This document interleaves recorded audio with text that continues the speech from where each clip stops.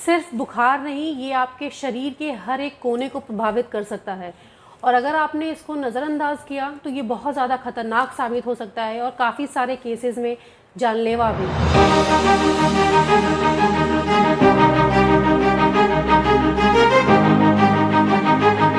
नमस्कार दोस्तों, मैं doctor Isha Singh Homelia homeopathy clinic से। आज इस वीडियो में हम डेंगू के बारे में पूरी डिटेल में बात करेंगे कि ये क्या होता है, इसके क्या क्या लक्षण होते हैं, आपको क्या प्रिवेंशन यानी क्या सावधानियां रखने की ज़रूरत है और इसके डायग्नोसिस कैसे की जा सकती है और इसके बहुत ही इफेक्टिव होम्योपैथिक रेमेडीज़ के बारे में। तो चलिए शुरू करते हैं। सबसे पहले हम बात कर लेते हैं दोस्तों कि डेंगू क्या होता है।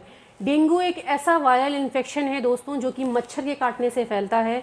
ऐसा मच्छर जिसका नाम है एडीज एजिप्टाई और ये जो मच्छर है दोस्तों, इसकी जो उड़ने की कैपेबिलिटी है ये बहुत ज़्यादा नहीं होती, ऑलमोस्ट 4 से 5 फीट ही ये उड़ सकते हैं और इसलिए आपके जो घुटने के नीचे या फिर आपके एल्बो के आगे ऐसी जगहों पे ये ज़्यादा काटते हैं। जो वायरस का जो वेरिएंट होता है दोस्तों ऑलमोस्ट 4 तरह का होता है। Dengue virus first, dengue virus second, third और फोर्थ। इसमें से जो सेकेंड और फोर्थ वेरिएंट है वो सबसे ज़्यादा खतरनाक और सबसे ज़्यादा डेंजरस माना गया है। कई सारे पेशेंट्स हम लोगों से पूछते हैं कि डॉक्टर मुझे पहले डेंगू हो चुका है तो क्या मुझे दोबारा कभी हो सकता है क्या, या फिर मुझे पहले हुआ था तो फिर दोबारा कैसे हो गया।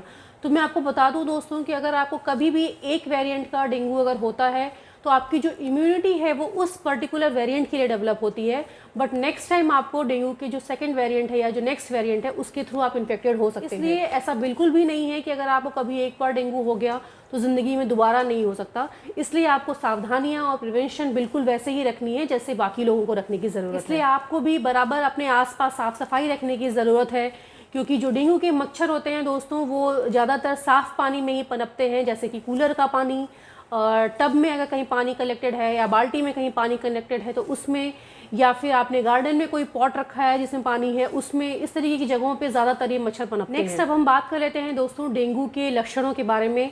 तो ऐसी कंडीशन में आपको बहुत ज़्यादा हाई ग्रेड फीवर देखने को मिल सकता है। 102 डिग्री 104 डिग्री तक फीवर देख सकते हैं आप।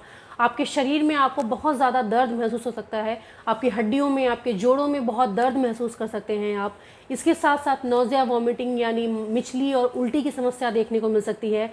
आपके पेट में बहुत एक्सट्रीम दर्द देखने को मिल सकता है। साथ साथ आपको आपके सर में दर्द महसूस हो सकता है, आपका ब्लड प्रेशर काफ़ी कम हो सकता है, आपके प्लेटलेट्स जो हैं वो काउंट उससे कम हो सकते हैं। साथ साथ आपको रैशेस देखने को मिल सकते हैं, यानी चकत्ते जैसे देखने को मिल सकते हैं आपके शरीर के ऊपर, और या फिर ब्लीडिंग की समस्या देखने को मिल सकती है। आपके नाक के थ्रू ब्लीडिंग हो सकती है, आपके स्टूल के थ्रू ब्लीडिंग हो सकती है। इस तरीके की समस्याएं आपको देखने को मिल सकती हैं। दोस्तों कभी भी अगर आपका जो बुखार है वो 3-4 दिन से ज़्यादा अगर बना हुआ है और इनमें से कोई भी लक्षण जिनके बारे में मैंने भी बात किया आपको देखने को मिल रहा है तो इसको बिल्कुल भी नज़रअंदाज मत कीजिए, तुरंत अपने करीबी डॉक्टर से संपर्क कीजिए और इसका प्रॉपर डायग्नोसिस कराइए, क्योंकि इसकी डायग्नोसिस के लिए कुछ टेस्ट होते हैं जो हम कराते हैं, जैसे कि NS1 एंटीजन टेस्ट कराते हैं, IgM IgG एंटीबॉडी के टेस्ट हम कराते हैं, है ना, CBC का टेस्ट हम कराते हैं ताकि आपके प्लेटलेट्स काउंट को हम देख सकें, रेगुलर मॉनिटर कर सकें कि वो किस रेट से घट रहे हैं, कितना घट रहे हैं। इसके साथ साथ कुछ पेशेंट्स में लीवर और किडनी भी इन्वॉल्व हो जाता है तो उस कंडीशन में हम KFT और LFT के टेस्ट भी कराते हैं। नेक्स्ट अब हम बात कर लेते हैं दोस्तों डेंगू के टाइप्स के बारे में या फिर डेंगू के प्रकार के बारे में, या आप कह सकते हैं डेंगू के स्टेजेस के बारे में। तो जो सबसे पहला है वो डेंगू फीवर, और दूसरा है डेंगू हेमरेजिक फीवर, और थर्ड है डेंगू शॉक सिंड्रोम। सबसे पहले डेंगू फीवर के बारे में अगर हम बात करें दोस्तों तो ऐसी कंडीशन में पेशेंट्स को 4 से 5 दिन या 6 दिन तक बुखार रहता है। उसके बाद पेशेंट अपने आप रिकवर कर जाते हैं, उनके अंदर कोई भी कॉम्प्लिकेशंस नहीं रह जाते, किसी तरीके कोई परेशानी बाद में नहीं रह जाती। नेक्स्ट जो है हेमरेजिक डेंगू के में जो प्लेटलेट्स है पेशेंट का वो धीरे धीरे कम होने लग जाता है, उनका ब्लड प्रेशर धीरे धीरे कम होने लग जाता है। और डेंगू शॉक सिंड्रोम के बारे में अगर हम बात करें दोस्तों तो ये सबसे कॉम्प्लिकेटेड फेज़ होता है डेंगू का, सबसे ज़्यादा डेंजरस फेज़ होता है डेंगू का। ऐसे कंडीशन में जो पेशेंट्स हैं उनके जो प्लेटलेट्स हैं वो बहुत तेज़ी से घटने लग जाता है, जिसकी वजह से उनका ब्लड प्रेशर बहुत तेज़ी से घटने लग जाता है और उनके अंदर ब्लीडिंग की जो टेंडेंसी है वो बहुत ज़्यादा बढ़ जाती है। उनके अंदर रैशेस देखने को मिलेंगे, आपको लाल लाल चकत्ते देखने को मिल सकते हैं, नीले नीले चकत्ते देखने को मिल सकते हैं उनके शरीर के अंदर, उनके नाक से खून आ सकता है, स्टूल के थ्रू खून आ सकता है, ऐसी ब्लीडिंग बहुत ज़्यादा देखने को मिलती है। कई सारे केसेस में इंटरनल ब्लीडिंग भी देखने को हमें मिल सकता है, यानी उनके जो इंटरनल ऑर्गन्स है उसमें ब्लीडिंग होने लग गई, ऑर्गन्स फेल होने लग गए, इस तरह की कंडीशंस भी देखने को मिलती है। ऐसी कंडीशन में दोस्तों अगर आपको डेंगू के कोई भी लक्षण दिख रहे हैं तो आप तुरंत अपने करीबी डॉक्टर से संपर्क कीजिए, प्रॉपरली इसका डायग्नोसिस कराइए और प्रॉपरली उनकी निगरानी में रहिए कि कोई भी कंडीशन जो है नॉर्मल से हट करके कॉम्प्लिकेटेड केस में ना चली जाए। और अगर अब हम इसकी कुछ प्रिवेंशन के बारे में बात करें, यानी सावधानियां क्या आपको बरतने की ज़रूरत है, तो उसमें सबसे पहला है दोस्तों हाइड्रेशन।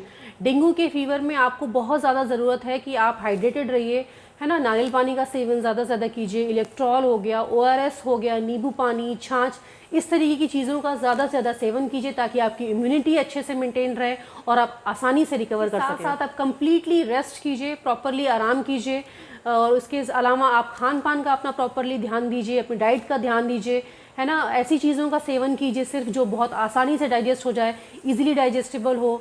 हरी सब्जियों का सेवन ज़्यादा से ज़्यादा कीजिए और कुछ फल होते हैं ऐसे जो बहुत ज़्यादा अच्छा रोल प्ले करते हैं डेंगू के कंडीशन में स्पेसिफिकली, जैसे पपीता हो गया, कीवी हो गया, नारियल पानी हो गया। इन सब चीज़ों का सेवन आप ज़्यादा से ज़्यादा कीजिए ताकि आपके जो प्लेटलेट्स काउंट हैं वो बहुत ज़्यादा घटे ना। इसके अलावा दोस्तों, अगर आपके जो प्लेटलेट्स काउंट्स हैं वो 1 लाख से नीचे आने लग गए या 1 लाख तक आ चुके हैं, तो आप इसको बिल्कुल भी इग्नोर मत कीजिए, तुरंत अपने डॉक्टर से कांटेक्ट कीजिए और इसके लिए प्रॉपरली ट्रीटमेंट लीजिए। साथ साथ अगर आपको आपके पेट में बहुत ज़्यादा सीवियर दर्द हो रहा है, आपका जो फीवर है वो बिल्कुल कम ही नहीं हो रहा है, सब कुछ कर लिया आपने उसके बावजूद भी कम नहीं हो रहा है ना, आपको नोज़िया, वॉमिटिंग, बहुत ज़्यादा वॉमिटिंग हो रही है, आपका जो उल्टी है वो बिल्कुल रुक ही नहीं रहा है, आपको ब्लीडिंग के सिम्टम्स देखने लग गए हैं, आपके नाक से ब्लीडिंग हो रही है या रैशेस देखने लग गए हैं आपके शरीर के ऊपर, तो तुरंत आप अपने डॉक्टर से संपर्क कीजिए। आई होप आपके लिए वीडियो काफ़ी इन्फॉर्मेटिव रहा होगा दोस्तों, और आप बहुत अच्छे से समझ चुके होंगे कि डेंगू जो ज़्यादातर मानसून के कंडीशन में फैलता है और हर घर में एक डर का माहौल क्रिएट किया रहता है,